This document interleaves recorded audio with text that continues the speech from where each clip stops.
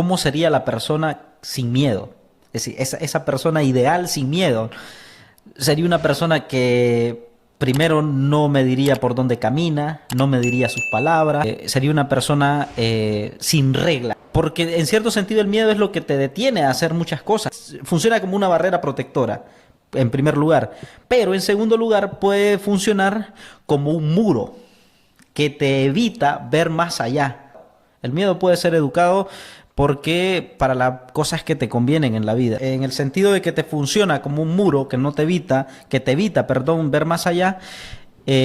Muchísimas veces este muro te va a hacer decisiones que vistas desde fuera parecieran fácil, pero que el miedo te lo impide y te pone una barrera, y a veces una decisión, cuando tú ves al pasado y decís, esta decisión qué fácil que era, pero en el momento estaba impedida por el miedo, y eso hacía que esa decisión fuera muchísimo más alta. Por poner un ejemplo, el miedo, cuando uno sale de quinto año, por ejemplo, el miedo a la carrera, ¿qué carrera voy a estudiar? Tenés muchísimo miedo, pero una vez terminada la carrera, vos ves ese miedo, esa decisión del pasado como, ay, qué facilita fue, ¿no? Pero porque no tenés ese miedo que está mediando entre ti y una decisión importante. Yo creo que el miedo siempre tiene que mediar entre nuestra realidad y lo que queremos. Fíjate que eso que vos decías ahorita sobre la cuestión de, por ejemplo, la cuestión de la seguridad. Ya, cuando nosotros no estamos seguros de qué realmente es lo que queremos, es cuando realmente a veces el miedo se apodera mucho más. Y realmente vos decías que alguien cuando sale, por ejemplo, de quinto año y quiere estudiar una determinada carrera, él tiene mucha incertidumbre, porque él no sabe realmente qué es lo que quiere. Y mientras una persona no sepa qué exactamente lo que quiere, él se va a llenar de mucho más miedo. Entre más incertidumbre tenga, considero yo, va a tener más incertidumbre, más miedo. Ahora, igual pasa, por ejemplo, cuando queremos poner un negocio. Igual pasa, por ejemplo, cuando realmente nos queremos aventurar a un proyecto.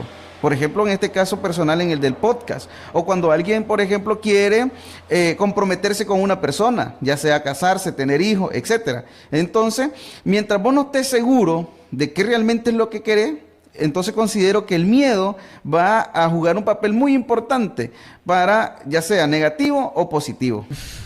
Muchísimas veces el miedo se jugará como un aliado, porque gracias al miedo, por ejemplo, no te vas a montar en un juego peligroso. Pongo el ejemplo más característico de estos juegos mecánicos. Personalmente le tengo muchísimo miedo a los juegos mecánicos, ¿no?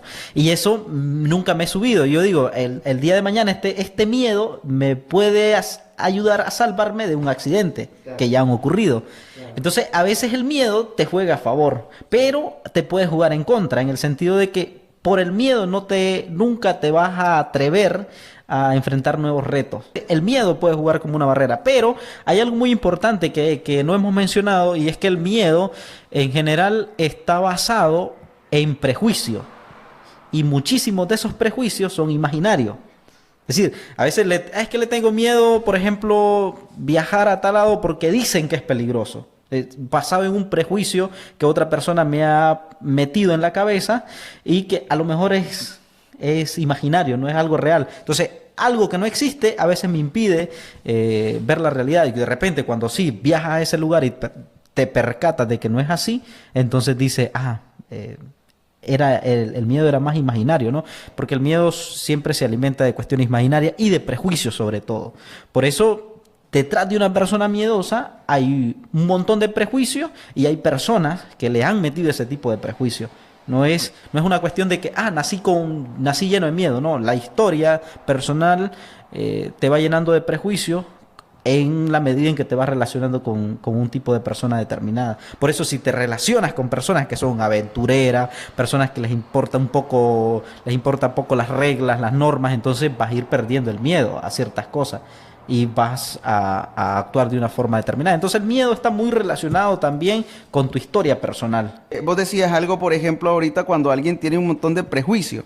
Y es realmente lo que te comentaba, que es cuando nosotros tenemos inseguridad en lo que realmente queremos.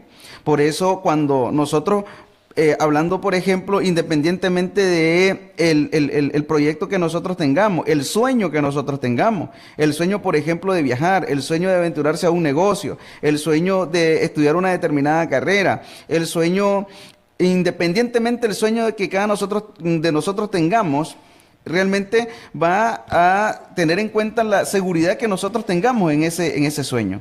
Porque vos decías que algo que era, por ejemplo, los prejuicios.